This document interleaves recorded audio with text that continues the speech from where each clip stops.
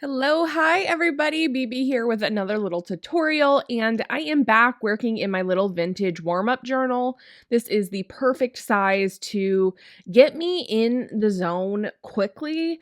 It's not too big of a surface to work on, and I can just get some marks and color and different things down quickly and not have to be so concerned about the outcome. So I started out, I know I'm going to use red for this spread, and got way too much out here to start with, and this red is a very dominant color, so I know I don't need too much of it. So while I'm still have a clean palette and everything, I am going to put some of that right back in the tube just to get me started. So next up, I'm going to start using that color, and I want some kind of skinny circles going on. So I'm going to start doing that, and I'm just freehanding these circles and getting them roughly around the same size just because I want a more symmetrical look when it comes to the circles themselves, but I'm not necessarily going to do the exact same thing where it's symmetrical across the whole way.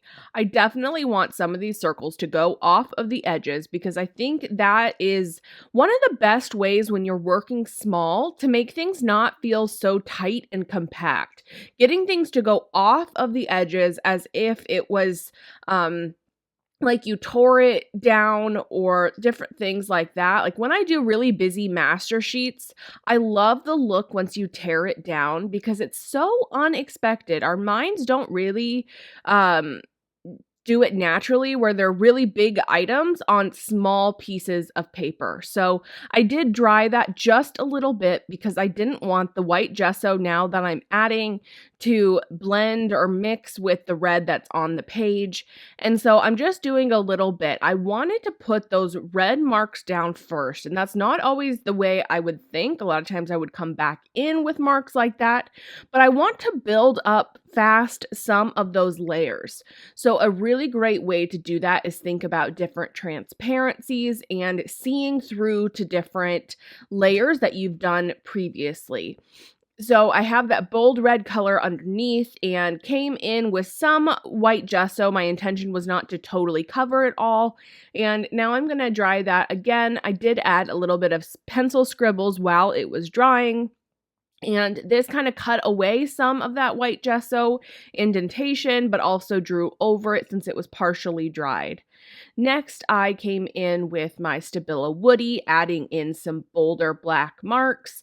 And it's really fun to see that you can use that same utensil in multiple different ways. On the left side, they're more defined black marks versus on the right, I just wanted to get some of that grungy color going on. Next up, I am going to add a little bit of a stencil and kind of going over all the whole page again, like I did the circles. That does not mean that every square inch needs to be covered, but it's going to kind of give the illusion that it was across the entire thing.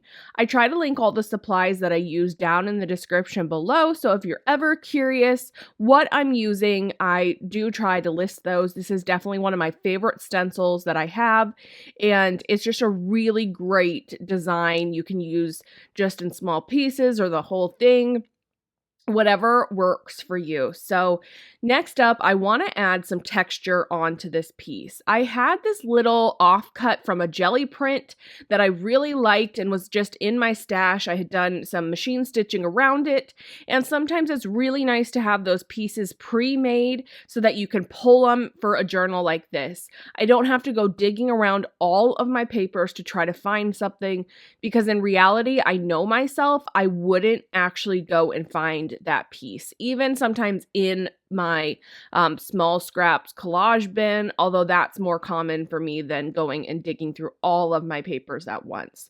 But I had already pulled this section out knowing that I really liked the grunginess of it, and then it was just ready to be used in something else. In fact, I can't remember, but this little piece might have inspired this whole spread because of the color. I really wanted to be able to use that.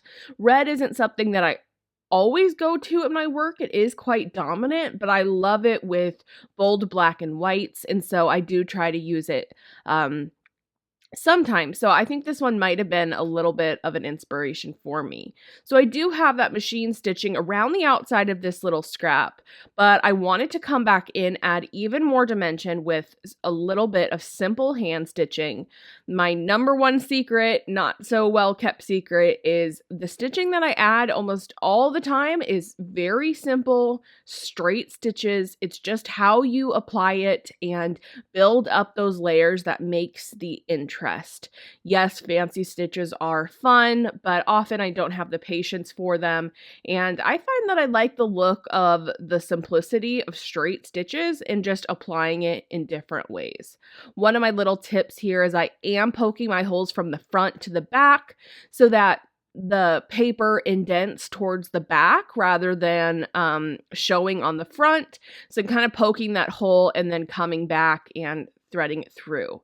I'm going to dig through my pre-cut little words and symbols and numbers here that I've done from some magazines. And I think just a little bit of text or a symbol or something would be a really great addition to this piece. I don't always use different quotes and stuff, although sometimes I do, but I haven't found myself doing that a lot lately. But I love text and numbers. They're one of my favorite things. And so I do like to still find ways to incorporate those. So I pulled out different ones, and the red background ones I really like, but I just don't think they stand out enough from this little red jelly print scrap. And so I'm going to use one that is a white background with just a little bit of red text on it. So that's another thing that's nice to just have pre-cut on hand is some of those magazine snippets.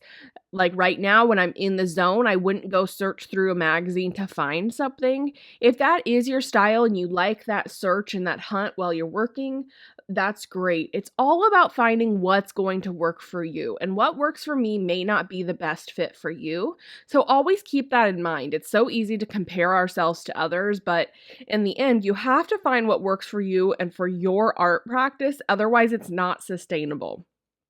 So I'm going to put this on here, and overall I've just tried to keep this spread simple. I'm not using a ton of supplies, using some paint, a pencil, a water-soluble supply, and then some paper here.